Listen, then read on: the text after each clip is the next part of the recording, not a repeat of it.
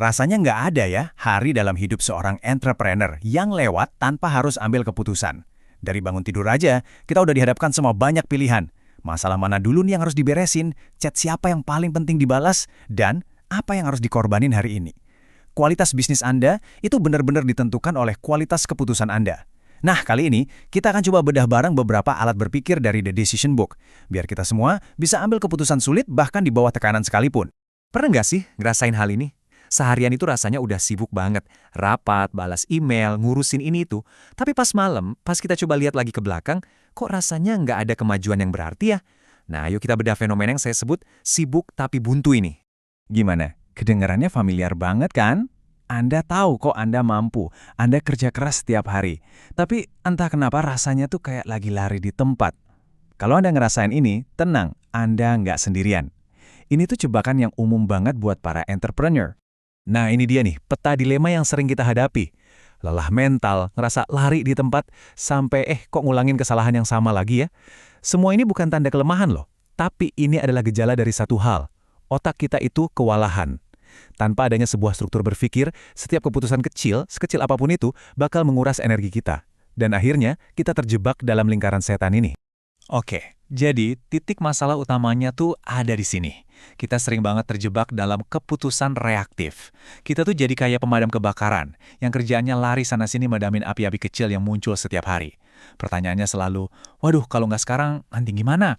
Padahal seharusnya kita lebih sering mengambil keputusan strategis yang muncul dari pertanyaan, kalau saya ambil tindakan ini, apa ya konsekuensi jangka panjangnya? Nah, pergeseran cara berpikir inilah yang akan kita bahas. Jadi, gimana caranya kita beralih peran dari seorang pemadam kebakaran menjadi seorang arsitek bagi bisnis kita sendiri? Jawabannya sebenarnya sederhana, tapi dampaknya luar biasa, yaitu dengan menggunakan model berpikir. Yuk, kita selami lebih dalam, apa sih maksudnya? Nah, ini filosofi utamanya. Jadi model itu bukan rumus ajaib atau jalan pintas ya. Fungsinya bukan buat kasih kita jawaban instan. Justru sebaliknya, model ini memaksa kita untuk berhenti sejenak dan mengajukan pertanyaan yang kualitasnya lebih baik sebelum kita memutuskan sesuatu. Analogi ini benar-benar menggambarkan fungsinya dengan pas banget. Dunia bisnis itu kan seringkali kayak kita lagi nyetir di tengah kabut tebal ya, penuh ketidakpastian. Nah, model itu bukan GPS yang langsung kasih tahu tujuan akhir Anda. Bukan. Tapi model ini berfungsi persis seperti lampu kabut.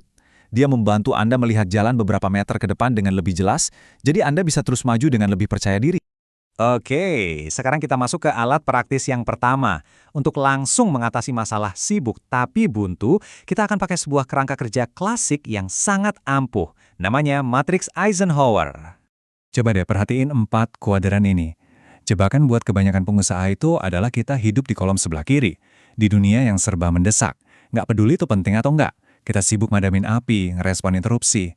Padahal, harta karunnya itu ada di kuadran kanan atas. Penting, tapi tidak mendesak.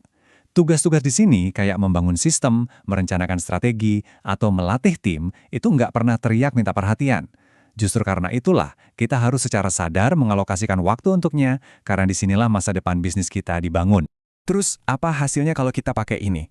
Pertama, kita berhenti menipu diri sendiri dengan kesibukan yang semu. Kedua, kita jadi punya kekuatan untuk bilang tidak atau nanti dulu ke hal-hal yang kelihatannya mendesak tapi sebenarnya nggak penting. Dan yang paling krusial, kita secara sadar menginvestasikan energi kita pada aktivitas yang benar-benar mendorong bisnis maju, bukan cuma sekedar membuatnya bertahan hidup. Oke, sekarang kita lanjut ke alat kedua. Kalau tadi matriks Eisenhower itu membantu kita mengatasi rasa buntu, nah model berikutnya ini akan membantu kita mengatasi masalah mengulang kesalahan yang sama. Ini refleks pertama kita kan? Jujur aja deh, begitu ada masalah, kita langsung cari siapa nih orangnya yang bikin salah. Tapi pendekatan kayak gini tuh seringkali keliru dan gak akan pernah menyelesaikan akar masalahnya. Nah, ini dia model keju Swiss, sebuah cara berpikir yang bisa dibilang revolusioner. Coba bayangkan deh, setiap lembaran keju ini adalah lapisan sistem pertahanan di bisnis Anda. Misalnya SOP pengiriman, proses approval keuangan, atau pelatihan customer service. Kesalahan fatal itu jarang banget terjadi cuma karena satu orang lalai. Tapi kesalahan itu terjadi saat lubang-lubang kecil di setiap lapisan ini, SOP yang nggak jelas, pelatihan yang kurang, secara kebetulan posisinya sejajar. Jadi masalahnya bisa menembus semua lapisan itu. Ini bukan salah orangnya, ini salah sistemnya. Dengan menerapkan cara berpikir ini, fokus kita tuh bergeser secara fundamental. Dari yang tadinya nanya, siapa yang salah? Jadi nanya, sistem mana yang perlu diperbaiki? Ini bukan cuma soal mengurangi kesalahan loh, tapi ini juga membangun budaya kerja di mana orang nggak takut buat laporin masalah, karena tujuannya adalah perbaikan bersama, bukan cari kambing hitam. Jadi, setelah kita lihat dua alat ini, apa gambaran besarnya? Model-model ini bukan cuma sekedar trik sesaat aja. Mereka ini adalah komponen-komponen untuk membangun sebuah aset strategis yang jauh lebih besar. Nah, ini dia tujuan utamanya. Setiap kali Anda pakai matriks Eisenhower untuk prioritas, atau pakai model keju Swiss buat analisis kegagalan, Anda itu sebenarnya lagi nulis satu halaman di playbook keputusan Anda. Playbook ini bisa jadi dokumen, catatan, atau bahkan kebiasaan berpikir yang udah tertanam di kepala. Inilah aset strategis Anda yang membuat cara Anda memimpin jadi sebuah keunggulan kompetitif yang memastikan keputusan Anda selalu konsisten dan berkualitas tinggi, bahkan di tengah kekacauan sekalipun. Sebagai penutup, mari kita bawa semua ini ke dunia nyata. Coba sekarang pikirkan satu aja keputusan yang lagi Anda hadapi atau mungkin Anda tunda saat ini. Dengan alat-alat yang baru aja kita bahas, keputusan apa yang akan Anda ambil secara berbeda besok?